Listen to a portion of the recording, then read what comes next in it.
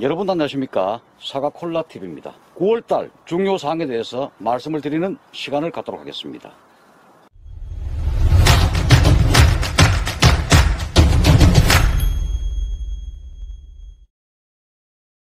앞으로도 비가 계속 올 수가 있고, 아울러서 힘난로 대형 강력 태풍이 우리 한반도를 지나갈 수가 있다. 태풍이 오기 전에 보호제 위주로 반드시 살균제를 미리 살포하시는 것이 좋다 말씀을 드리겠습니다. 또한 지역에 따라서 또는 가수원에 따라서 탄저병이 상당히 극심했습니다. 일부 지역은 정말로 수확하지 못할 정도로 피해가 극심하게 나타났다. 그래서 상당히 많이 가슴이 아프고 어려운 시간을 우리가 보내고 있고, 이 아리수 품종, 시나노 스위트 품종, 시나노 골드 품종에서도 탄저가 상당히 많이 발견되고 있습니다. 후지에서도 이 갈반병이 현재 발견되고 있습니다. 따라서 후기 갈반이 상당히 우려되기 때문에 갈반병 방지에도 여러분들이 신경을 집중하셔야 되겠습니다. 물론 견문이 썩은 병, 탄저병에도 혼신의 노력을 기울여달라 이런 말씀을 드리겠습니다.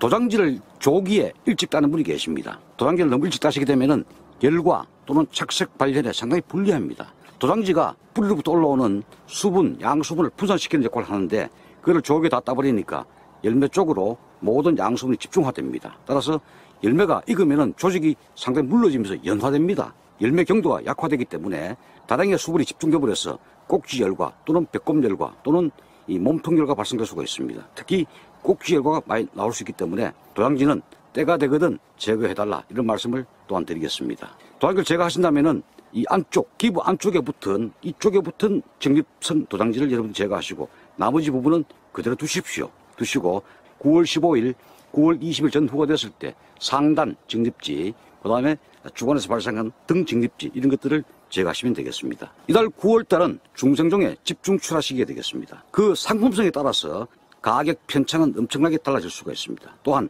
환경 조건만 맞으면 병해충이 지속적으로 다 발생할 수가 있기 때문에 절대 방제를 소홀히 해서는 안 되겠습니다. 아울러서 이 9월달은 태풍 발생이 많은 달입니다. 피해도 심각합니다.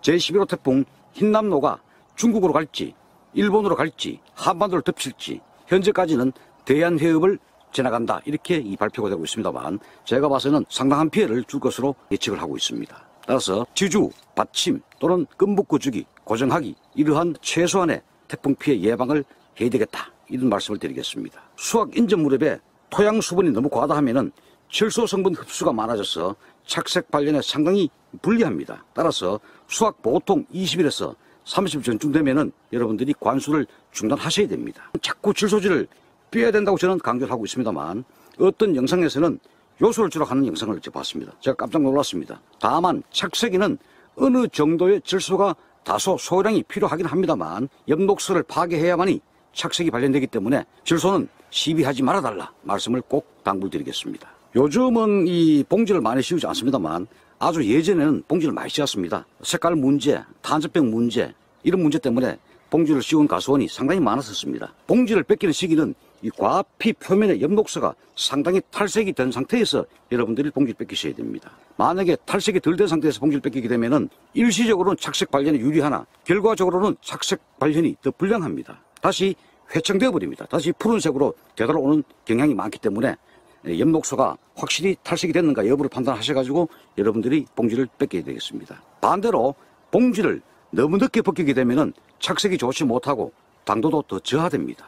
우리가 봉지 뺏기는 시기는 중생종은 수확 보름에서 20일 전에, 만생종은 수확 30일에서 약 40일 전에 여러분들이 봉지를 뺏기시면 되겠습니다. 만약에 이중봉지를 씌웠다. 그럴 경우에는 그 봉지를 뺏기고 난 다음에 대략 5일 경과 후에 마지막 속봉지를 뺏기시면 되겠습니다. 그때 반드시 엽록소 탈색 여부를 확인해달라 이런 말씀을 드리겠습니다. 이 당도로 봐서는 당도 브릭스가 11 내지 12브릭스 됐을 때 또는 야간의 최저 온도가 20도 이하가 됐을 때 그때 뺏기는 것이 가장 적당하다. 열매에는 이 푸몬이라고 있습니다. 외부 온도와의 푸몬에 큰 편차가 없는 그런 시간대 최소 오전 11시 이후부터 오후 4시 사이가 일소 피해가 가장 적게 나타난다.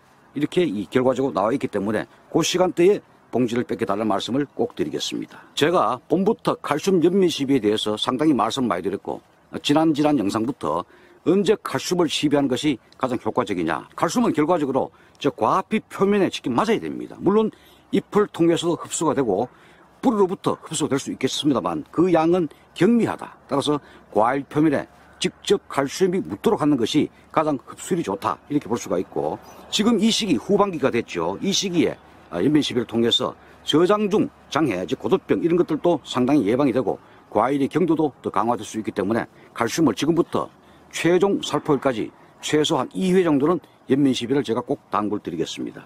아마 이 금년도 생산되는 사과는 저장했을 경우에 저장 장애 발생이 상당히 우려가 되고 있다. 그 이유는 고온과 장기 강우 때문에 잎이 그 기능을 제대로 수행하지 못했기 때문에 그러한 저장 장애가 상당히 나타날 수가 있다. 즉 저장하고 난 다음에 그 다음에 2월, 3월, 4월, 5월 때 물건을 창고에서 꺼내보시면은 저장 장애가 상당히 많이 나타날 것이다. 이렇게 제가 예측을 하고 있기 때문에 칼슘을 한 2회 정도는 반드시 연면살포를 권장을 드리겠습니다. 아울러서 평소 사과 열매에 낙과가 많았던 그런 가수원에서는 특히 홍옥 품종이 낙과에 아주 민감합니다.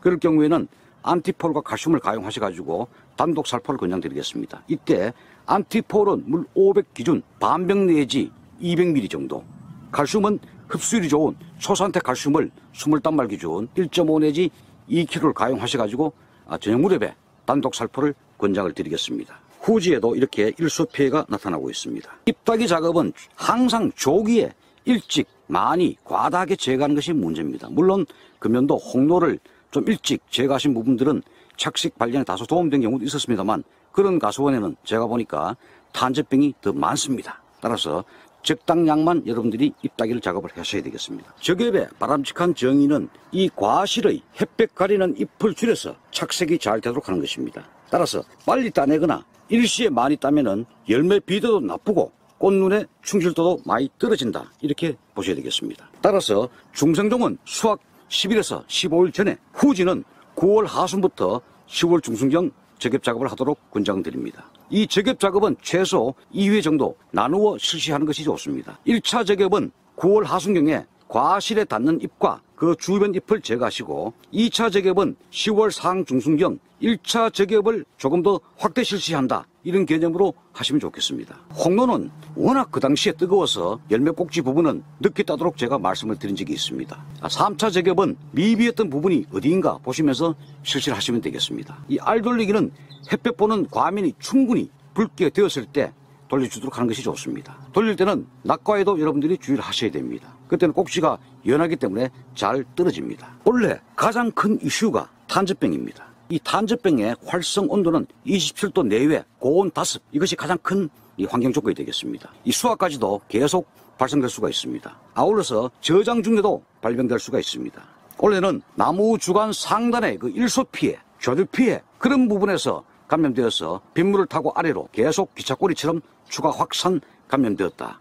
그래서 상단부에 탄저병이나 이런 것들이 감염됐는지 여부를 수시로 확인할 필요성이 있습니다. 아울러서 이 탄저병은 나비나 파리 등 충에 의해서도 추가 감염될 수가 있습니다. 또 가수원 내에 동물, 우사 이런 것들이 있는 가수원에서는 항상 탄저병에 유의를 하셔야 됩니다. 또한 치료제와 보호제 이런 것들을 겸용하여 살포하시고, 아울러서 거기에다가 균카바, 균마가 이런 것들을 가용하시면 상당히 예방 효과에 도움이 됩니다. 일부 가수원에서는 매반병, 매전병, 즉 거름병 이런 것들이 발생되는 가수원이 간혹 있습니다.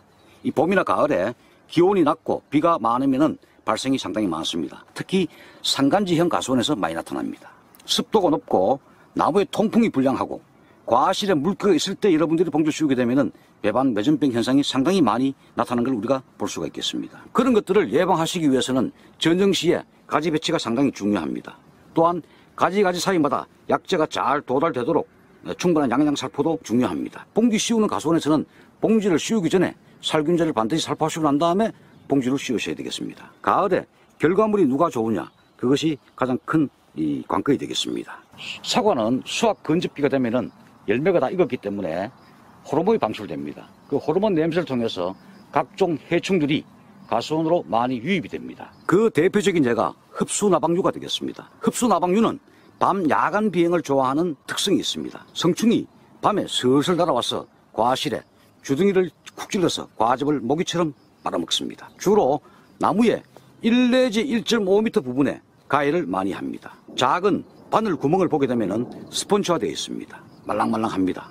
이 흡수나방은 낮에는 산야에 뱀처럼 잠복해 있다가 일몰 후가 되면은 날개를 파닥거리면서 스물스물 준비 운동을 시작합니다. 일몰 1시간 전후에 가수원으로 비상해서 새벽까지 피해를 주고 다시 이륙해서 날아갑니다. 특히 산지형 가수원에서 그 피해가 더욱 심하게 나타납니다. 가수원 주변에 잡초 제거 작업과 살충제를 주변에도 같이 방제를 하십시오.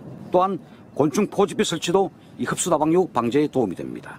홍도에 탄저병이 많았던 가수원은 주위에 시라노스위트, 아리수 이러한 품종에도 탄저 발생이 많이 우려됩니다. 아울러서 이러한 후지에도 탄저 잠재균이 잠복해 있다 이렇게 판단하시고 후지에도 치료 및 보호제를 겸용해서 철저히 방제를 꼭 하셔야 됩니다. 관련 농약은 치료제 플러스 보호제 또는 후지는 델란수화제 플러스 마쿠피카를 한 번 더 살포하셔도 좋겠습니다. 치료제인 프린트 또는 에이플 또는 카브리오 A 플러스 케판 또는 머판 또는 다이세넴 수화제를 가용하시면은 상당히 치료 및 예방 효과에 도움된다 이런 말씀드리고, 살충제는 옥타브, 멜러플러스, 슈페리온 또는 프레바톤 수화제 플러스 팬텀 입상 수화제 이런 식으로 여러분들이 적용 대상 약제를 잘 선택하셔가지고 방제를 부탁드리고, 탄저가 상당히 우려되는 가수원에서는 균카바, 균마가를 제가 별도로 가용해달라는 말씀을 꼭 강조를 드리겠습니다. 간혹 가다 보면은 면충이 상부에 많이 발생되는 가수원도 간혹 있습니다. 그 면충에는 여러 가지 방법이 있겠습니다만 약제로서는 타스타수화제 플러스 모벤토를 같이 가용하시면 상당히 도움이 된다 이런 말씀을 드리겠습니다. 반드시 칼슘을 2회 정도 혼용해달라 이런 말씀을 드렸고, 또는 브리오 또는 PKC 골드 또는 피팅 골드 이러한 것들도 같이 혼용하셔가지고 마지막 후기 착색 발견에 도움되기를 기대를 해봅니다. 현재는 제가 가수원을 다녀보면은 응애가 잠잠합니다. 그러나 간혹 몇 군데 가수원에서는 아직까지 응애가 활기를 치고 있습니다. 금년도 여러분들께서 응애 때문에 상당히 중반기에 마음고생을 많이 하셨습니다. 한 가지 약제를 넣어도 잘 죽지가 않고, 약제 중에 가장 민감하고 내성이 약화된 것이 응애약이 되겠습니다.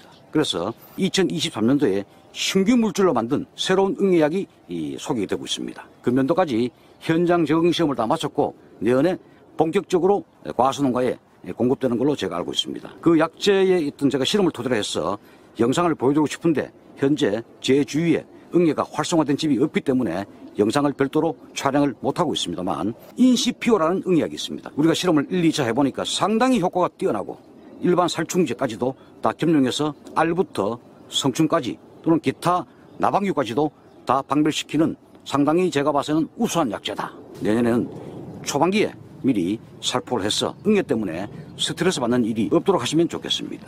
또 후반기 노린재 피해에도 여러분들이 주의를 하셔야 되겠습니다. 중심 기압 951 헥토파스칼 이상의 강력 태풍이 한반도로 향하고 있습니다. 태풍 대비에 여러분들 만전을 기해 주십시오. 9월 한 달만 잘 넘어가시면 큰 무리 없이 수확을 할 수 있겠다는 생각이 듭니다. 마지막까지 최선을 다해 주시기 바랍니다. 여러분 감사합니다. 사과콜라 TV였습니다.